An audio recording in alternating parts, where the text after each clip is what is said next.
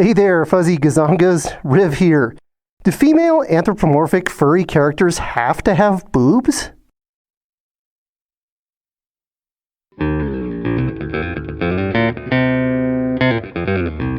Welcome everyone. As you can see, I'm standing in front of my beautiful wall filled with guitars and furry artwork.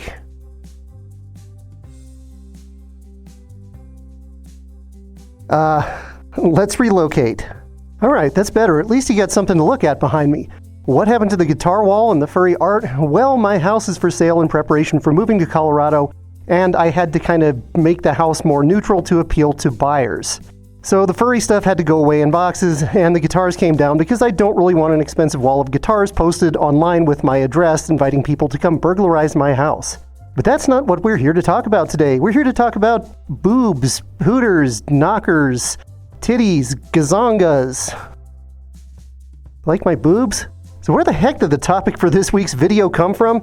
Well, last week I was browsing Blue Sky. I came across a repost by one of my friends of a furry artist who was insisting that female furry anthropomorphic characters must have breasts.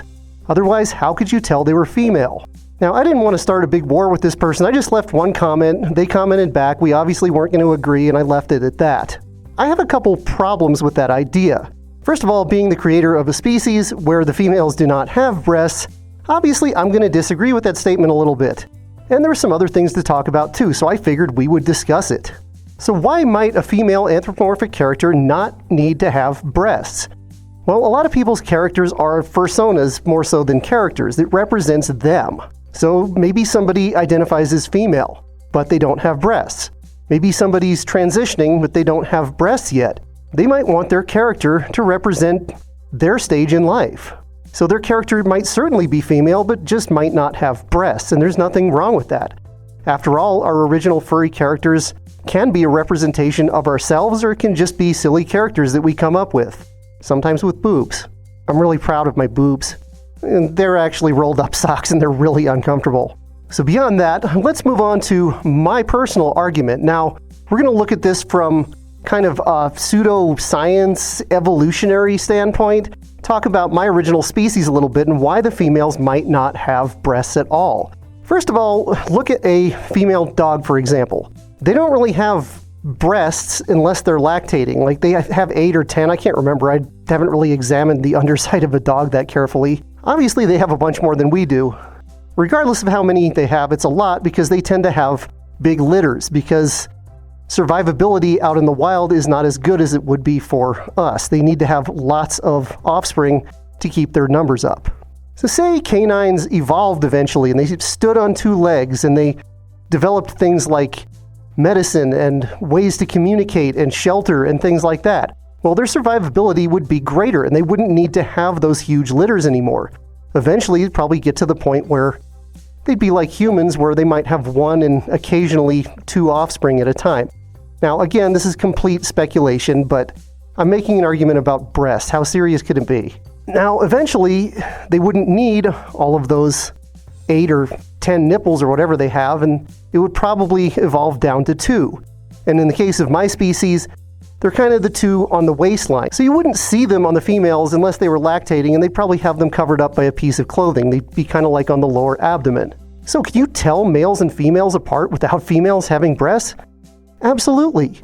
Take a look at this beautiful piece of artwork by Kippy Cube of my original species. These are the 4 gods of their ancient mythology.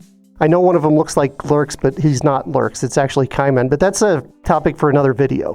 If you look at them carefully, you should be able to see which ones are female and which ones are male. 2 of them are larger, have longer muzzles, are more muscular, and have narrower hips. The other ones are a little bit smaller, have shorter muzzles, have a little bit more muted features, and have slightly wider hips. See, you can actually kind of tell which ones are female and which ones are male without the females having big old knockers. Now, there's nothing wrong with having female characters with breasts. I'm not saying that. I'm not a huge boob guy myself, but then again, I'm asexual spectrum, so I'm not really a huge anything guy in that regard. Now, the lore of the species is part of why I chose to make my female characters like this. They're certainly not a utopian society or anything like that. They're not perfect, but there's a lot more equality in their society between males and females and individuals of different colors and things like that. And part of that comes from the fact that males and females don't really look much different from each other. So I made a conscious decision based on my lore and storyline to make my female characters look very similar to the males, but still recognizable. What do you think? Do you think female anthropomorphic characters need to have boobs? Do you like female anthropomorphic characters with boobs? What do you think about it? Let me know down in the comments. I'm curious to hear other people's opinions on it.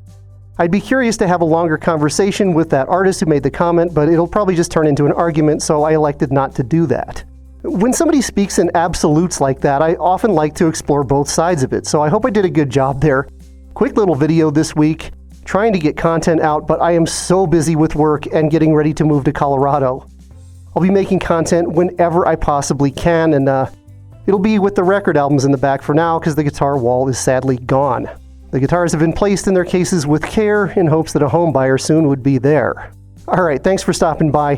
Thank you as always to our super amazing generous patrons who help fund this content. We love you. Alright, buxom bunnies. That's all I got for this week. See you next time. Till then, you stay safe and you stay fuzzy. Don't get that nasty flu that's going around.